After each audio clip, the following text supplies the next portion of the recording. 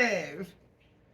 Praise the Lord. Well, I've been working with this guy named Varrone for man. I mean, I'm working with him. I mean, like he's been helping me. uh, Brother Varrone, You were helping me. Heart Life Church. Varrone, man, it was like when you came on to Heart Life Church. It was in a weird transition period we're going through. We're changing our church name. Actually, we were asked to our old name was asked to be removed. So I was like, all right, sorry. And so we already had a name of a church from 12 years ago that we had that was dormant. So we just put that name up, and we had to change all our T-shirts and stuff. But you came during that time, man, of transition, and it was like a fresh. It was like a fresh breeze of encouragement in life. You know, to see myself in you in some elements. When I first got out of the joint, and I spent my little time, 2 years in the joint, and I got out, and I was just willing to do anything the church asked of me because I loved God and I loved His people. And if I had any energy left from my normal job, it would go to blessing. And there is no happier place for me than to be around God's people, fellowshipping, eating, hanging out with other people who had a changed heart, changed life, changed. And then I saw that in you, man. I saw that in you. You come over here and you put 100% in everything you did, made this church facility area that we use just better. Gave me like a vision for how it could look like a place where God's peace, people felt God's peace here. People could get married here. People could have their funeral service here. And a lot of that was because of you coming here faithfully every weekend. What was it? 5 months? Started Something off like with that. Christmas lights. Yep. November from November until about April. Yeah. A little bit.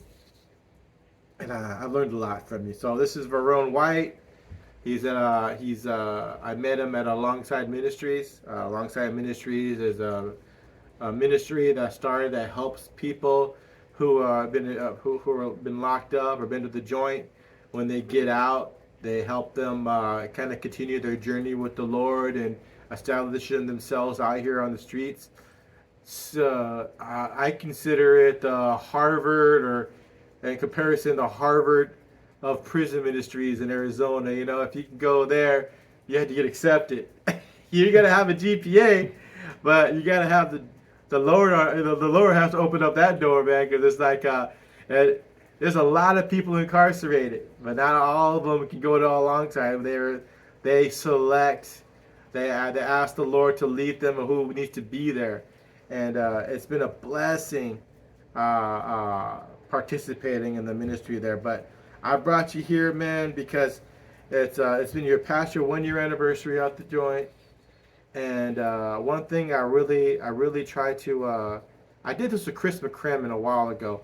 He got out and he'd been out for a minute, and I'm like, dude, people need to know what are keys of staying out, because there's this narrative out there that people that go to prison are just going to end up going right back. Yeah. So it's almost like it's a dare. I don't know. For me, I always felt like my parole officer was just waiting for me to screw up. I'm like, hey man, I'm a new creation. I'm a new creation. Yeah. And I would say that every week at church, I'd pray, hey guys, can you guys pray? My parole officers give me a hard time, man.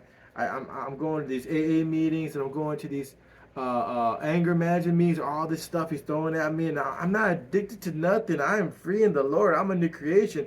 But it's like, he's always threatening me, and I hated it. And I would say that prayer and fellowship I was at for like the first 3 months. And then one of the elders, his name was Rudy Mayfield. He said, Tony, can I talk to you for a second? And I'm like, what is it, elder? You know? He said, Tony, do you know what I do for a living? I don't think you know. And I'm like, no, I don't. He said, I'm the supervisor of the parole in Arizona. And I called you parole officer. And I told him I have two hats. I'm your boss, and I'm Brother Tony's. I'm elder. I'm taking off my boss hat. Now putting on my Brother Tony hat on. Leave him alone. The next day I get a phone call, and my parole officer's completely like, nice. Hey, how's it going? Yeah, I'm good. Day. How'd you do this weekend?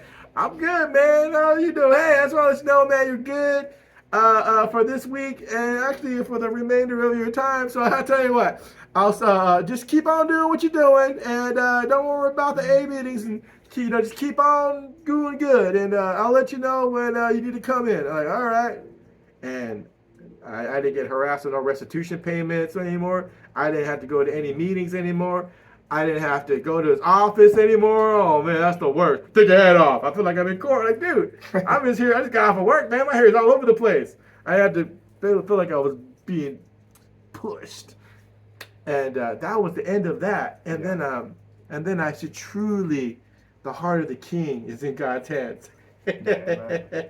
You know, and that's why I always think that how important the church is in our success. The body of believers. When you get out, for me, one of the most important things I needed was a church that wasn't playing with the gospel. Yeah. That wasn't playing around with their journey with the Lord. They're serious. Absolutely. We sought the Lord with everything we have, and if you wanted to stay busy from the Lord, they had established 20 different things you could be doing all week long. They're ready to rock and roll, whether it be evangelism, Bible study, some type of outreach, some type of helping ministry. Yeah. It was just like the church had something for you to do. And I needed that. And I was there 8 days a week. And so I'm grateful for the body. So I think that for me, a body of believers, that was my support network. I didn't have an AA meeting like that or a CR at the time. I just had the body of believers, and when I fail, I can go to the elder and say, man, I failed. And they would grab my shoulder and they'd mourn with me and pray with me. Yeah. And I didn't, and then they set me loose, man, back.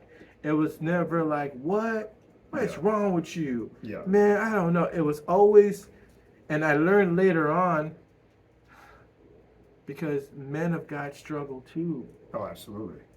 Yeah. And there's just something about being transparent and being honest when you fall, when you struggle. The Bible says, confess your sins one to another so you can be healed. Man, that is so important for your Christian journey. I'm not saying to throw your laundry out to everyone, but find a brother that you can, if you're a man, to speak to. Absolutely. And let the Lord deal with you, and you see how gracious and merciful God is, and it's whatever snowball you're starting to get, it dissipates with that confession, you know. So that was kind of key for me. What would you say, Varrone? Tell us a little bit about. I want to hear that story about how the Lord was speaking to you through this lady as you were committing a crime. Oh boy. And give me some idea.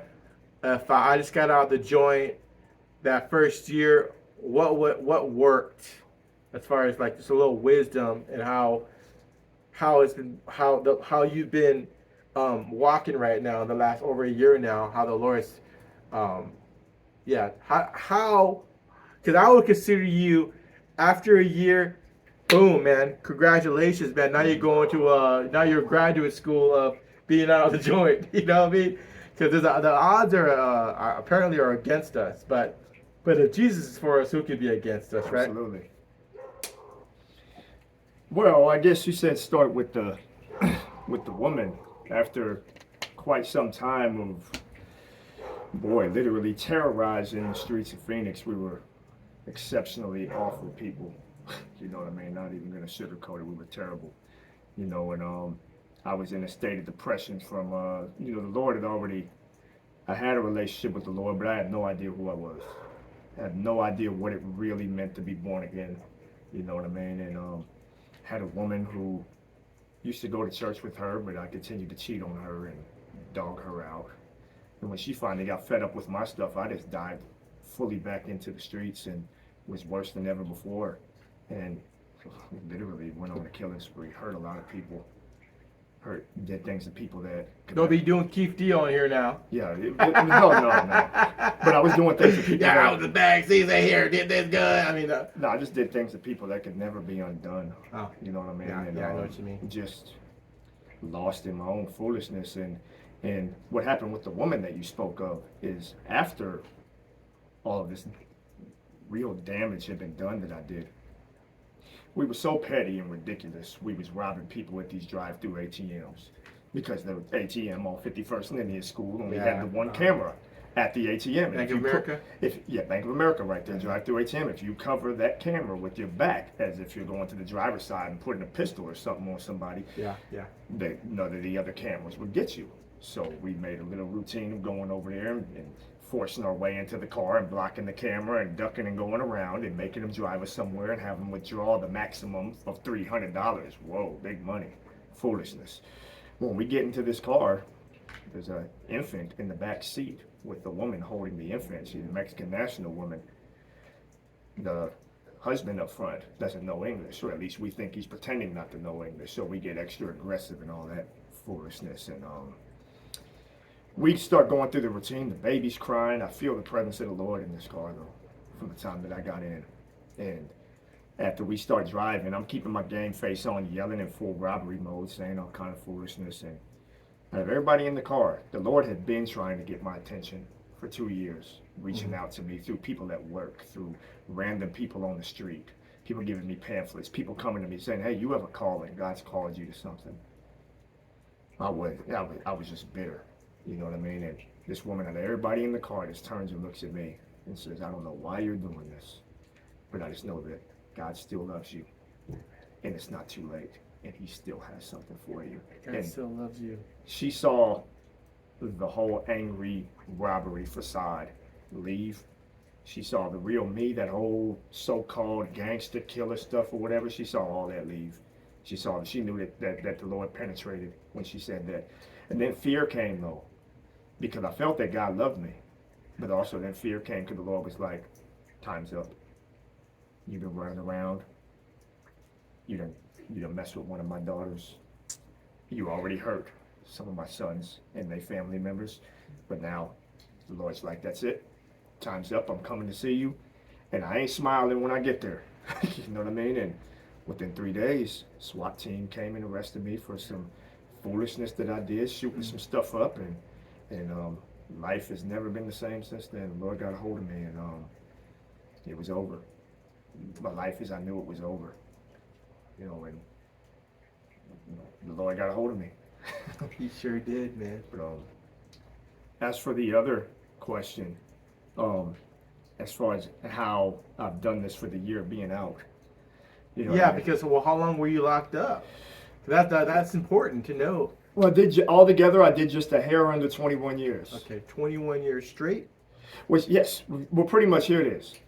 I get arrested for that where the SWAT team gets me. They arrest me for first-degree murder and 2 counts of aggravated assault with a gun. And for the shooting that we did. No need to go into detail, but it was awful. Yeah. Destroyed that family's life, made it 2 other families' lives very difficult with their injuries. Yeah. And what do you call it?